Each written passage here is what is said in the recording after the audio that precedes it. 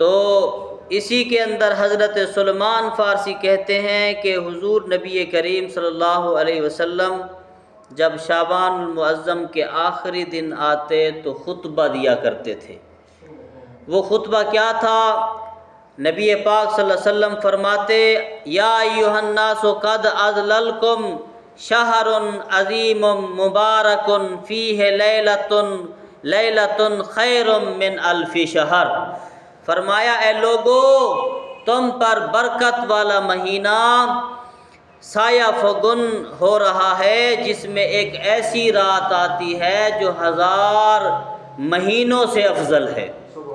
پھر فرمایا جعل اللہ صیامہ فریدۃ وقیام لیلہ تطوعا من تقرب فیہ بخصلۃ من الخیر کان کمن ادى فریدۃ فیما سواہ ومن ادى فریدۃ فیہ کان کمن ادى 70 فریدۃ فیہ سواہ وہو شہر الصبر والصبر ثواب الجنہ۔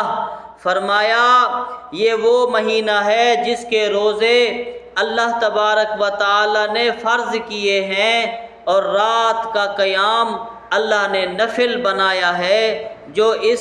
جو شخص اس ماہ میں نفلی نیکی کرے گا گویا اس نے دوسرے مہینے میں فرض ادا کیا، جو اس ماہ میں فرض ادا کرے گا گویا دوسرے مہینے میں اس نے 70 فرض ادا کیے۔ اور فرمایا یہ صبر کا مہینہ ہے، صبر کے بدلے اللہ جنت عطا فرماتا ہے۔ آمین۔ اس کے بعد فرمایا وشہر مواسات وشہر زیاد فیہ رزق المؤمن۔ فرمایا یہ غربا کی غم خاری کا مہینہ ہے، یہ وہ مہینہ ہے جس میں مومن کا رزق اللہ تبارک و تعالی بڑھا دیتا ہے۔ من فطر فیہ صائما کان لہ مغفرۃ للذنوب وعتق رقبۃ من النار وکان مثلہ اجرہ من غیر۔ فرمایا یہ جو اس مہینے میں کسی روزے دار کا روزہ افطار کرائے تو اس کے گناہوں کی مغفرت ہو جاتی ہے اور اس کی گردن آگ سے آزاد کر دی جاتی ہے اور اس کو روزے دار جتنا ثواب اللہ عطا فرماتا ہے۔ اس کے بعد فرمایا یا رسول اللہ لیس کل نجد ما نفطر بہ الصائم فقال رسول اللہ صلی اللہ علیہ وسلم یؤتی اللہ ھذا الثواب۔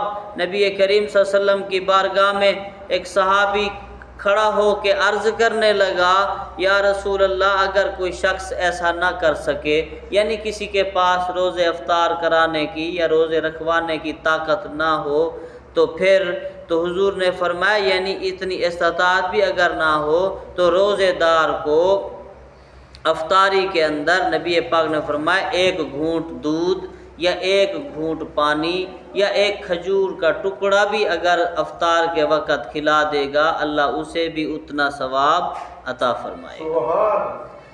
اس کے بعد فرمایا اللہ تعالی غفور الرحیم ہے، جو پیٹ بھر کر کسی روزے دار کو کھلائے گا اللہ تعالیٰ اس کو میرے حوض میں سے پلائے گا، جب وہ میرے حوض میں سے حوض کوثر میں سے پیے گا پھر پیاس اسے کبھی نہ لگے گی۔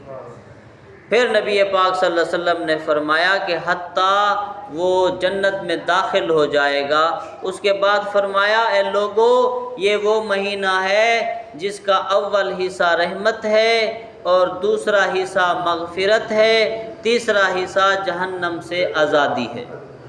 اور فرمایا کہ جو اس مہینے میں اپنے ماتحت یعنی نوکر یا ملازم یا ملازمہ سے ماتحتوں سے تخفیف کرے رمضان شریف کر کے کہ اس کو بھی روزہ ہے جیسے مجھے روزہ ہے، کام کو کم کر دے یا اسے کچھ سکون کے لیے کچھ وقت دے، تخفیف کرے، اس شخص کو بخش دیا جائے گا اور اسے آگ سے بھی اللہ آزاد فرما دے گا۔ یہ ماہ رمضان کی فضیلت ہے جو برکت والا مہینہ ہمارے اوپر سایہ فگن ہے۔ اور باقی رہی قد افلح من تزکا، وہ لوگ کامیاب ہوئے جنہوں نے اپنے دل کا تزکیہ کیا۔ تزکیہ کیا کرنا؟ تزکیہ نماز سے ہوتا ہے، دل ستھرا نماز سے ہوتا ہے، اور قرآن کی تلاوت سے ہوتا ہے، اور بیت اللہ حج و عمرے سے ہوتا ہے، بیت اللہ کی زیارت سے ہوتا ہے، روضۃ الرسول کی زیارت سے ہوتا ہے، ماں باپ کی خدمت کر کے دل ستھرا ہوتا ہے، اور بھی بہت ساری چیزیں فہرست بنتی ہے پوری کہ دل کو ستھرا کرنے کے لیے جب رات کا آخری پہر ہو، اللہ کی بارگاہ میں آنسو بہائے، پھر بھی دل ستھرا ہوتا ہے۔ دل کے ستھرا کرنے کے طریقے، جب دل کو ستھرا کر لو، روزہ رکھنے سے بھی دل ستھرا ہوتا ہے۔ جب قرآن کی یہ آیات نازل ہوئی نا، وَإِذَا سَأَلَكَ عِبَادِ أَنِّي فَإِنِّي قَرِيبٌ، اے محبوب یہ وہ لوگ جو لوگ آئیں اور میرا سوال کریں کہ میں کہاں ہوں، تو انہیں کہہ دیجئے کہ میں تمہارے بالکل قریب ہوں، اور تمہاری ہر ادا کو دیکھتا بھی ہوں، سنتا بھی ہوں۔ تو ادا یہی ہوتی ہے کہ جب صحابہ کرام روزے رکھتے تھے، پھر ان کی کیفیت ایسی ہو جاتی تھی کہ حضور کی بارگاہ میں جا کر یہی کہتے تھے کہ وہ رب ہمیں دکھائیں جس رب کی خاطر ہم صبر کرتے ہیں، ہم اپنے گلے خشک کر لیتے ہیں، اپنے اوپر صبر کا امتحان ڈال دیتے ہیں، اس رب کو ہم دیکھنا چاہتے ہیں۔ تو اللہ نے یہ آیات نازل فرمائی، وَإِذَا سَأَلَكَ عِبَادِ أَنِّي فَإِنِّي قَرِيبٌ، اے میرے محبوب اگر یہ لوگ آئیں اور سوال کریں کہ ہم اللہ سے ملنا چاہتے ہیں، تو انہیں کہہ دے کہ اللہ تمہارے قریب ہے۔ اجیب دعوت الداعین اذا دعان فلیستجیبوا لی ولیؤمنوا بی لعلہم یرشدون، وہ تمہاری ہر ادا کو دیکھتا بھی ہے، سنتا بھی ہے، جو کچھ مانگو وہ تمہیں عطا فرماتا ہے۔